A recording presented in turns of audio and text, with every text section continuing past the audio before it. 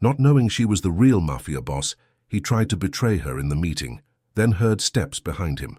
The rain fell over Manhattan like a curtain of silver threads, each drop catching the glow of 1,000 city lights. Victor Russo stood at the floor-to-ceiling window of his corner office, watching the storm paint the streets below with reflections.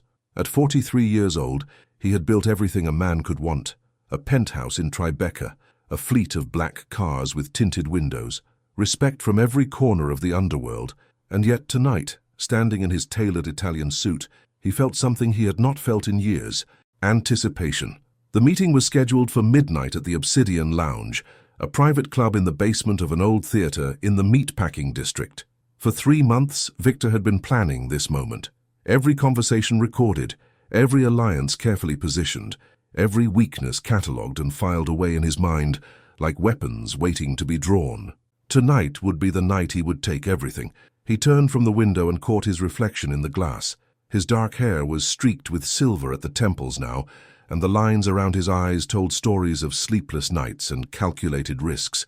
But his gaze remained sharp, predatory, the gaze of a man who had clawed his way up from the streets of Brooklyn to become one of the most feared figures in the city's shadow economy. His phone buzzed on the desk. A single message from Marco, his most trusted lieutenant. Everyone is in position. She suspects nothing. Victor smiled. She, the word carried weight in his mind. Elena Marchetti, the woman who had appeared in their world 3 years ago like a ghost stepping out of the fog. She had come as an advisor, they said, a consultant for the Marchetti family's legitimate business interests. She attended meetings. She took notes. She stood quietly in the corner while the men made decisions, and somehow, without anyone noticing exactly how or when, she had become indispensable. But Victor had noticed. He had watched her carefully, the way a hawk watches movement in the grass below. He had seen the way men's voices lowered when she entered a room, the way even the most powerful figures seemed to defer to her with a subtle nod, the way information flowed through her like water through a filter, clean and precise. At first, he had dismissed her as clever, a woman who had learned to survive in a world of dangerous men by making herself useful. But then he had started to connect the dots, shipments that arrived exactly when she suggested they would, rivals who disappeared after she had quiet conversations with certain people, decisions that seemed to come from the family patriarch but carried the fingerprints of her strategic mind. She was more than an advisor. Victor had become certain of it, and tonight he would prove it to everyone. He would expose her influence, undermine her position, and in the chaos that followed, he would step into the vacuum she left behind.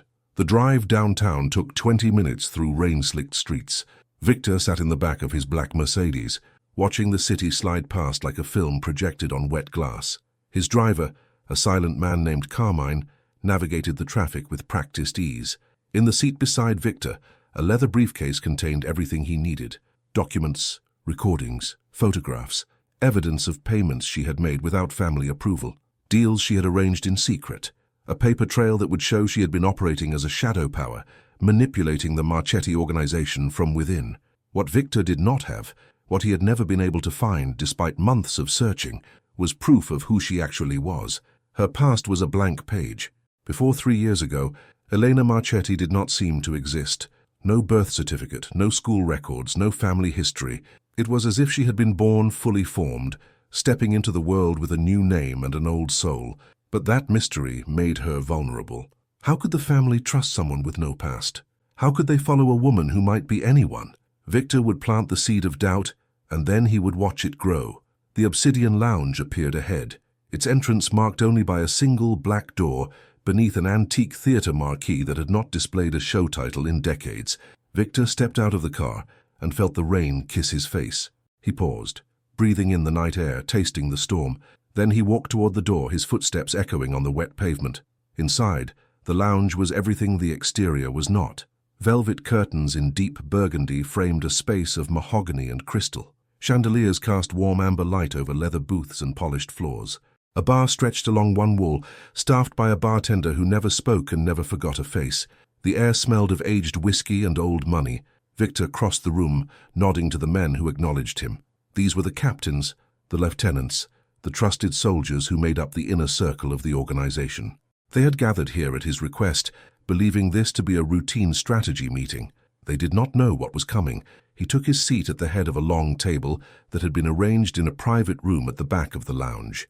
The room was paneled in dark wood with no windows and only one door. Perfect for privacy, perfect for control. The others filtered in over the next 15 minutes. Marco sat to Victor's right, his scarred face betraying no emotion. Across the table, old Salvatore Marchetti took his place with the careful movements of a man whose body had begun to betray his still sharp mind. At 81, the patriarch rarely attended meetings anymore, but Victor had specifically requested his presence. He needed the old man to see, to understand. And then, as the clock on the wall showed 5 minutes to midnight, she arrived. Elena Marchetti entered the room like a whisper given form. She wore a black dress that seemed to absorb the light around her, simple in its elegance, devastating in its effect. Her dark hair was pulled back from a face that revealed nothing. Her eyes, the color of winter rain, moved across the room in a single sweep, cataloguing every presence, every position, every potential threat. She took her usual seat at the far end of the table, slightly removed from the main group, the advisor's position, the observer's post. Victor watched her settle into her chair, and he felt his confidence surge. She had no idea what was about to happen. He waited until the room fell silent, until every eye was on him. Then he stood, his hands flat on the polished table surface. "Gentlemen," he said, his voice carrying the practiced authority of a man accustomed to being obeyed. "And Miss Marchetti, thank you for coming on such short notice. I know we all have busy schedules, but what I have to share tonight could not wait." He paused, letting the tension build. Across the table, Salvatore's ancient eyes watched him with an expression that might have been curiosity or might have been warning. Marco shifted slightly in his seat, ready for anything. "For the past 3 months," Victor continued, "I have been conducting an investigation. Not into our enemies, not into the authorities who would see us fall, into someone sitting at this very table." A murmur rippled through the room. Elena remained perfectly still, her face a mask of polite attention. Victor opened his briefcase and withdrew a thick folder. He placed it on the table with deliberate care. "This organization is built on loyalty," he said, "on trust, on the knowledge that every man and woman in this room has earned their place through years of service and sacrifice. But what happens when someone enters our world without that history, without that trust? What happens when a stranger rises to influence without anyone questioning how or why?"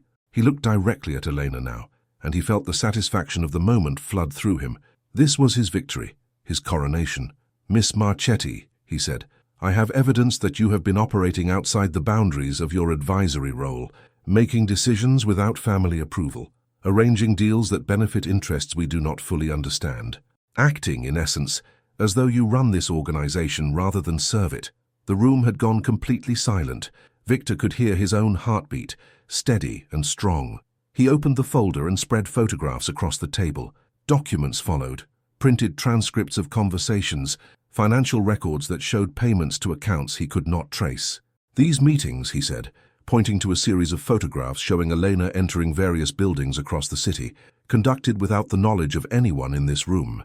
These payments," he continued, tapping a financial statement, "made to entities that do not appear in any of our records, and these," he finished, placing a recording device on the table, "are conversations in which you give orders, not suggestions, orders, to men who should be answering to this council." He pressed play.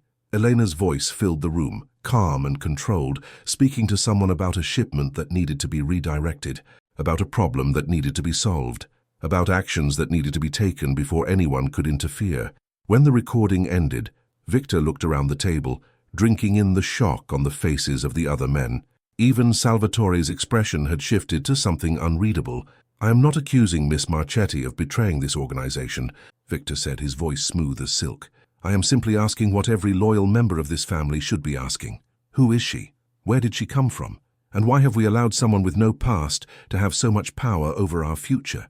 He sat down, the case made, the trap sprung. All that remained was to watch her fall. The silence stretched for a long moment. Then, slowly, Elena rose from her chair. She moved without hurry, her heels clicking softly on the hardwood floor. She walked past the seated men, past the photographs and documents spread across the table, until she stood directly across from Victor. Her eyes met his, and for the first time, he saw something in their depths that made his confidence flicker. Not fear, not anger, something far more dangerous: recognition. "Mr. Russo," she said, her voice as smooth and controlled as it had been in the recording.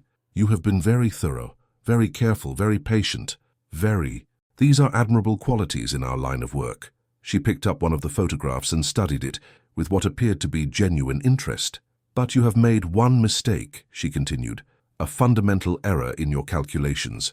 You assumed that because I stand in the corner I am not the center.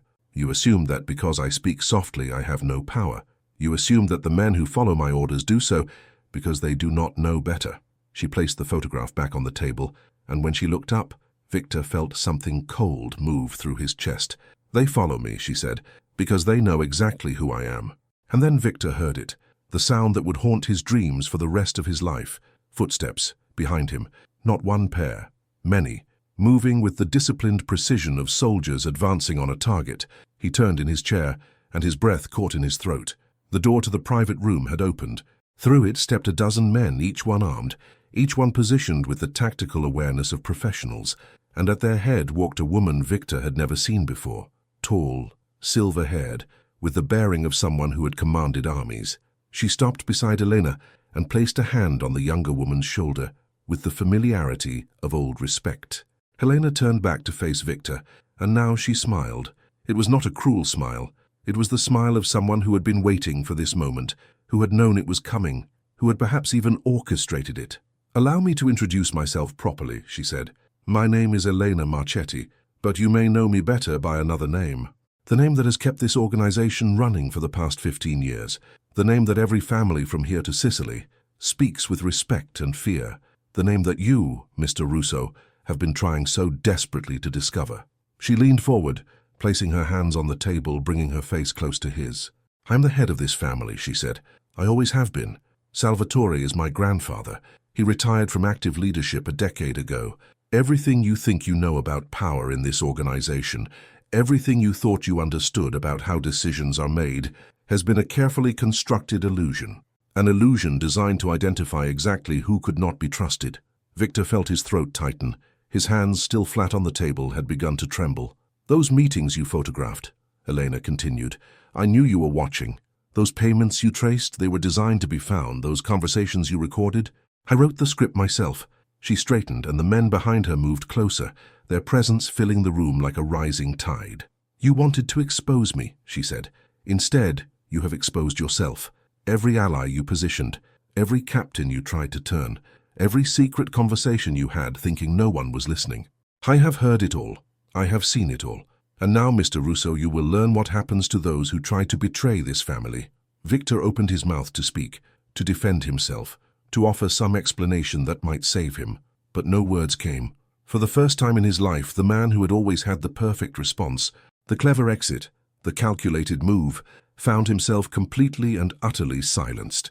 Elena nodded to the men behind him, and Victor felt hands on his shoulders, firm and unyielding. "Take him to the warehouse," she said. "We have much to discuss." As Victor was lifted from his chair, as he was guided toward the door through which there would be no easy return, he heard Salvatore's voice, thin but clear, speaking for the first time all evening. "I told you," the old man said, and Victor could not tell if he was speaking to him or to the room at large. "Never underestimate a woman who chooses to stand in the shadows. The shadows are where the real power lives." The door closed behind Victor, and the last thing he saw was Elena Marchetti taking her seat at the head of the table. Not the advisor's position, not the observer's post, the chair of leadership, the throne she had occupied all along. And in that moment, as the reality of his mistake crashed over him like a wave, Victor finally understood the truth he had been too blind to see. He had spent months trying to expose a hidden power. He had never considered that the hidden power had been watching him the entire time, waiting for him to reveal himself. Not knowing she was the real Mafia boss, he had tried to betray her in the meeting, and then he had heard the steps behind him. Check if you are already subscribed to this channel. If you love stories that keep you on the edge of your seat, stories where nothing is as it seems, and the most powerful person in the room is the one you never suspected, then this is where you belong. Subscribe now, because the next twist might be even more shocking than this one. The warehouse sat at the edge of the industrial district, a forgotten monument to a manufacturing era that had long since moved overseas. Its brick walls were stained with decades of weather, and its windows, those that remained unbroken, reflected the orange glow of sodium streetlights. Inside, the space had been transformed, not into a place of interrogation or punishment, as Victor had feared during the silent drive through the city, into something more unsettling, a courtroom. Rows of chairs had been arranged facing a raised platform at one end of the cavernous space. The chairs were filled with men and women Victor recognized, captains from other territories, lawyers who handled the organization's legitimate interests, business partners who had always believed they were dealing with Salvatore or his unnamed associates, all of them watching, all of them waiting, Victor was led to a chair in the center of the room, facing the platform. His hands were not bound, but the men who had brought him remained close, their presence a constant reminder of his situation. He scanned the crowd, searching for allies, for anyone who might speak in his defense. Every face he found turned away. The room fell silent as Elena entered through a side door. She had changed from the black dress into something more practical, dark trousers, a tailored jacket, her hair now loose around her shoulders. She looked less like an advisor and more like what she was, a commander returning to her post. She climbed the steps to the platform and stood before the gathered assembly. "Thank you all for coming on such short notice," she said, her voice carrying easily through the space without amplification. "Some of you have traveled great distances to be here tonight. Your presence honors this family and the bonds that hold us together." She paused, letting her gaze sweep across the room before settling on Victor. "For those who do not know him, this is Victor Russo. For 15 years, he has been one of our most trusted captains. He has expanded our interests into new territories. He has solved problems that others could not solve. He has been, by all outward appearances, a model of loyalty and competence." Victor felt his jaw tighten. The past tense in her words was not lost on him, but outward appearances, Elena continued, can be deceiving. As I have demonstrated tonight, things are not always what they seem. Victor believed he was exposing a hidden power within this organization. What he was actually doing was revealing his own ambitions, his own willingness to destabilize a family that has protected him, enriched him and trusted him with responsibility beyond what most could dream. She walked to the edge of the platform, looking down at him with an expression that held no anger, only a kind of distant disappointment. The question before us tonight is not whether Victor intended to betray this family. That has been proven beyond doubt. The question is what we do with that knowledge, how we respond to betrayal in a way that serves not just justice, but the future of everything we have built. An older man in the front row raised his hand. Elena nodded to him. "Forgive my directness," he said, his accent marking him as someone from the old country. "But why are we here for this? Betrayal is betrayal. The response has always been the same." Elena nodded, as though she had expected this question. "Because," she said, "the old ways are not always the best ways. Victor is valuable. His knowledge of our operations, his connections in legitimate business, his understanding of how certain systems work. Destroying that value would be easy. Finding a way to redirect it would be wise." She turned to face the crowd fully, and Victor noticed how naturally the attention of the room followed her. "I did not build this organization by eliminating everyone who made a mistake," she said. "I built it by understanding human nature, by knowing that people act out of fear or greed or wounded pride. Victor did not betray us because he is evil. He betrayed us because he is ambitious, because he saw an opportunity and he took it. That is not a character flaw, it is a misalignment." She walked back to the center of the platform. "Tonight I am offering Victor a choice, a genuine choice with genuine consequences either way. He can accept responsibility for his actions. He can submit to a period of reassignment, lower profile work, away from the centers of power, where his ambitions will have time to mature into patience. And in 5 years, if he has proven that his loyalty can be trusted, he will be welcomed back into the inner circle." The room murmured with surprise. This was not how such matters were typically handled. "Or," Eleanor continued, raising her hand for silence, "he can choose to leave. Tonight, with nothing but the clothes he is wearing. His assets will be frozen. His connections will be severed. He will walk out of this warehouse and into a new life, one where the name Victor Russo no longer opens doors. He will be free, but he will be alone." She looked at him directly now, and Victor felt the weight of her attention like a physical force. "The choice is yours," she said. "You have until dawn to decide." Victor sat in silence as the crowd began to disperse, as conversations erupted throughout the warehouse, as the implications of what had happened tonight rippled through the organization like waves from a stone dropped in still water. The silver-haired woman who had entered with the armed men approached him and handed him a glass of water without speaking. He drank it automatically, not tasting anything. His mind was racing, calculating, searching for angles. Everything he had built was gone. His plan had not just failed. It had been anticipated, manipulated, used against him as perfectly as if he had handed Elena the weapon himself, and yet she was offering him a way back. A humiliating way, a painful way, but a path nonetheless. He thought about running, taking the second option, disappearing into the night and rebuilding somewhere else. He had done it before, in the early days, when he was young and hungry and willing to start from nothing, but he was not young anymore. The thought of beginning again at his age, with none of the resources or connections he had spent decades accumulating, it felt less like freedom and more like death. Marco appeared beside him, and for a long moment, neither man spoke. "You should take the deal," Marco finally said. His voice was quiet, meant only for Victor's ears. 5 years is nothing. You will still be young enough to matter when you return. Victor looked at his former lieutenant, searching for some sign of mockery or satisfaction. He found only what appeared to be genuine concern. "Why do you care?" Victor asked. Marco shrugged. "Marco, because you are not a bad man. You are a stupid man who made a stupid choice. There is a difference, and because she clearly sees something in you worth saving, which means either she is very smart or very foolish, and Elena is not foolish." Victor turned the words over in his mind as the hours passed. He watched the warehouse slowly empty, watched the grey light of dawn begin to filter through the high windows, watched his old life become something he could only remember, not return to. When Elena came to him as the first true rays of sunlight cut across the floor, he had made his decision. 5 years, he said. His voice was rough from hours of silence. "I accept." Elena nodded, her expression unchanged. "Someone will take you to your new assignment within the hour. You will have no contact with your former associates. You will have no access to your former resources. You will be given work that is honest and necessary, and that will teach you things you have forgotten." She turned to leave, then paused. "Victor," she said, and something in her voice made him listen more carefully. "I am not doing this because I am merciful. I am doing this because I believe people can change. Prove me right." And then she was gone, disappearing through the door as the new day broke over Manhattan, and Victor Russo began the longest exile of his life. 3 months passed, then 6, then a year. Victor worked at a logistics company in Newark, not as an executive or a strategist, as a driver. He spent his days behind the wheel of a delivery truck, navigating traffic, carrying packages to doorsteps, sweating through summers and freezing through winters.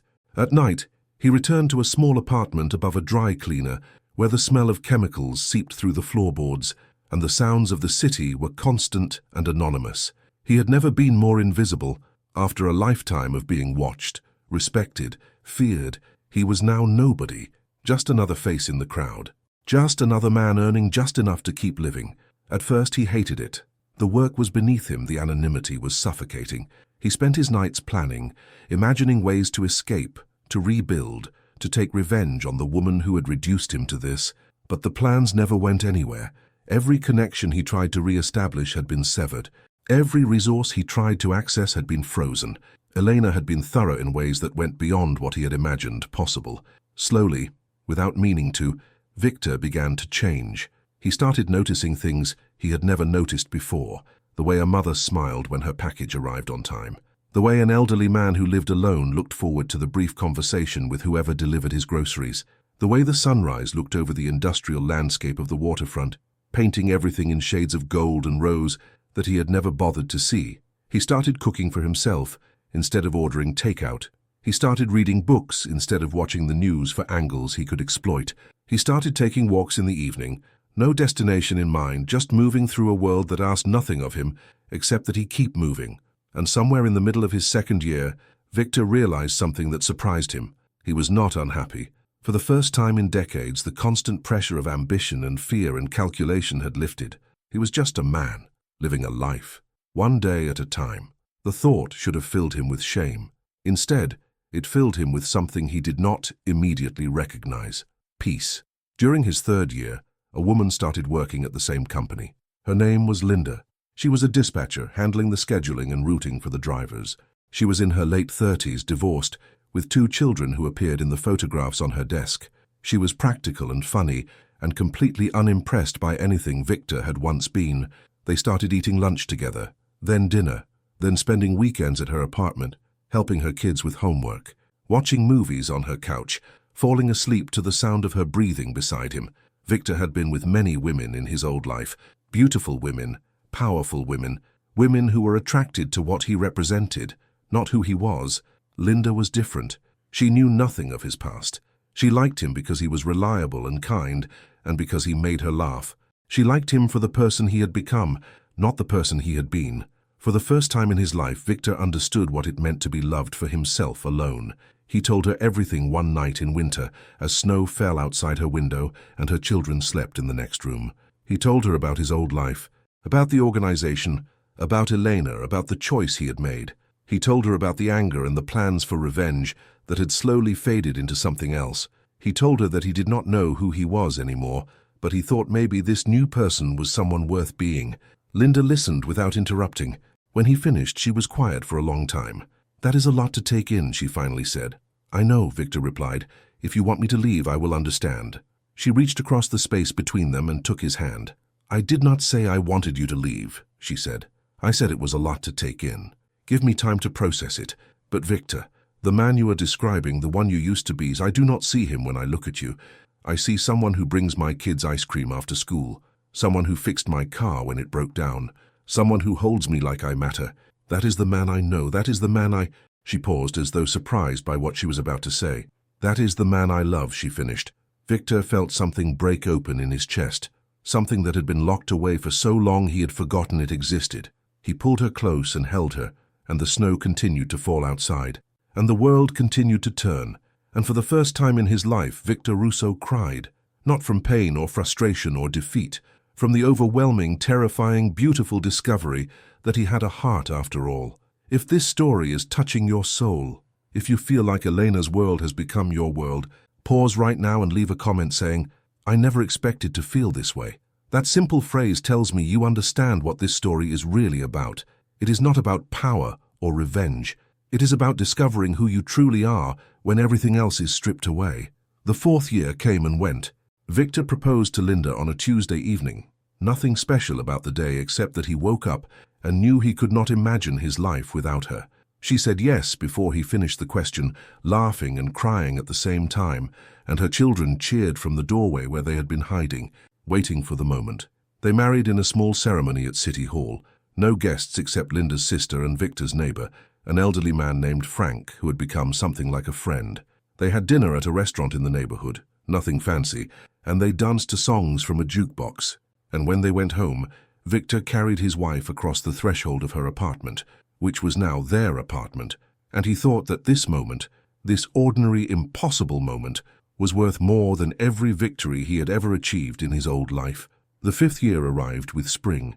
Victor marked the anniversary of his exile not with bitterness or counting days, but with a quiet awareness. He had changed. The person who had walked into that warehouse 5 years ago, calculating and ambitious and certain of his own importance, no longer existed.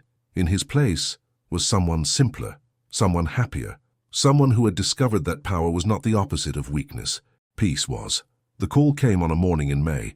Victor was preparing breakfast for his stepchildren when his phone rang. An unknown number with a Manhattan area code. He answered, and a voice he recognized immediately said his name. "Elena." "Mr. Russo," she said. "It has been 5 years. I believe we have a conversation to complete." They met at a coffee shop in Hoboken, neutral territory. Elena arrived alone, no bodyguards visible, though Victor suspected they were nearby. She looked exactly as she had that night in the warehouse, composed, patient, watching. She ordered tea. He ordered coffee.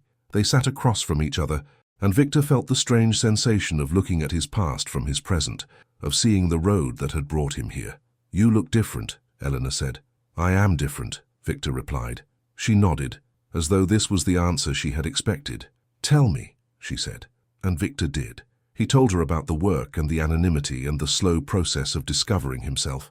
He told her about Linda and the children and the wedding and the life he had built from the ashes of everything he had lost. He told her that he had spent years angry at her and then grateful to her, and now he did not know what he felt except that she had given him something he could not have given himself. "A second chance," he said. "I did not deserve it, I know that, but you gave it to me anyway." Eleanor's expression did not change, but something in her eyes softened slightly. "I gave you an opportunity," she said. "You are the one who took it. That distinction matters. They sat in silence for a moment, the sounds of the coffee shop flowing around them. "You know why I asked to meet," Elena said. "To bring me back," Victor replied. She nodded. "The offer still stands.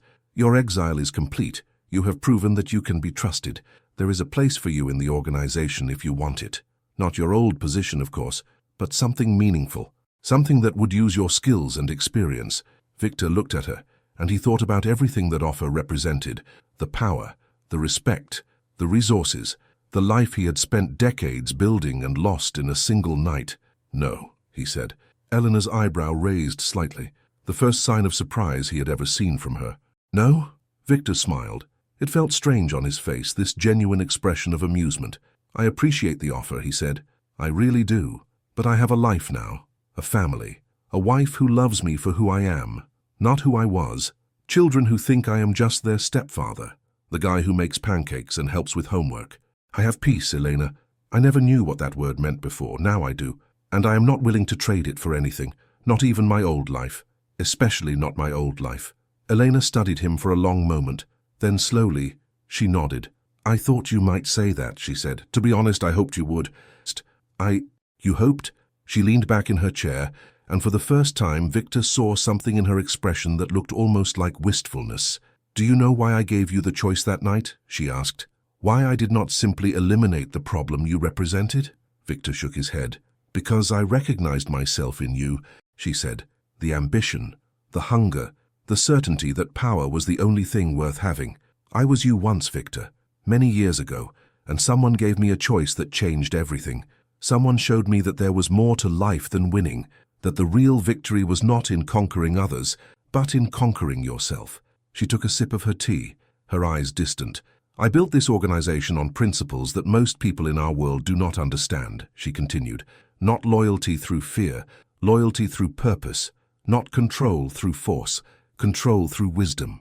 When I saw you that night, laying out your evidence so certain of your victory, I saw a man who had never learned those lessons, who had never had the chance to learn them, and I wondered, if I gave you that chance, what would you become?" She set down her cup and looked at him directly. "Now I know," she said. "You became someone who could walk away, someone who values love over power, someone who understood the lesson I was trying to teach. That, Mr. Russo, is the greatest success story this organization has ever produced." Victor felt something stir in his chest, not the old ambitions, something warmer. "Thank you," he said, "for everything." Eleanor smiled, and it transformed her face, making her look younger, softer, more human. "Go home to your family," she said. "Live your life, and know that if you ever need anything at all, you have a friend in places most people cannot imagine." They finished their drinks and parted ways outside the coffee shop. Victor watched Elena walk to a waiting car, watched her disappear into the city she ruled from the shadows. Then he turned and walked toward the train station, toward home, toward a life he had never imagined and now could not imagine living without. The years that followed were the best of Victor's life. He and Linda bought a small house in a quiet neighborhood, a place with a backyard and a front porch and trees that bloomed every spring. The children grew. The business he started, a small consulting firm helping other logistics companies improve their operations, flourished in modest, sustainable ways. He never heard from Elena directly again, but sometimes in the small kindnesses that appeared in his life, he sensed her presence. The mortgage that was suddenly easier to secure, the school that accepted his stepson despite the long waiting list, the medical bill that arrived already paid, attributed to an anonymous benefactor. He never mentioned these things to Linda, but he understood them for what they were: a queen watching over a former knight who had chosen peace over the sword. Victor Russo died at the age of 78, in his bed, surrounded by his family. His last words, spoken to his wife who had loved him for 3 decades, were simple and true. "It was worth it," he said. "All of it, every moment, every choice, every step that led me to you. It was worth it." And in a penthouse in Manhattan, in a room filled with monitors and reports from an empire that spanned continents, Elena Marchetti received the news of his passing and allowed herself a rare moment of emotion. She had saved many lives in her years of leadership. She had built fortunes and toppled enemies and reshaped the world in ways that historians would never know. But this, she thought, might have been her greatest achievement. Not the power she had accumulated, the man she had helped become. She raised a glass of whiskey toward the window, toward the city lights that sparkled like scattered diamonds, toward a sky that held more stars than any human could count. To Victor, she said softly, who taught me that sometimes the greatest victory is letting someone go. She drank, and the night continued around her, and somewhere in the universe the soul of a man who had found redemption moved on to whatever came next, carrying with him the knowledge that he had lived, truly lived, in the end. If you have watched this far, it is because this story spoke to something deep inside you, something that understands that life is not about the power we accumulate, but about the love we give and receive. If you are one of the special ones who stayed until the very end, leave a comment saying, I watched this far. Let me know you are out there so I can see who truly connects with these stories. And if this story moved you, if it made you think about your own life and the choices you have made and the choices you still have to make, do me a small favor. Click the like button. Share this video with someone who needs to hear this message, someone who might be standing at their own crossroads, wondering which path to take. Subscribe to this channel if you have not already. More stories are coming, stories of redemption and discovery, of power and surrender, of the moments that define us and the moments that transform us. This is not just a channel. This is a community of souls who understand that the real story is never about what we achieve. It is about who we become. Thank you for being here. Thank you for listening. Thank you for watching until the very end.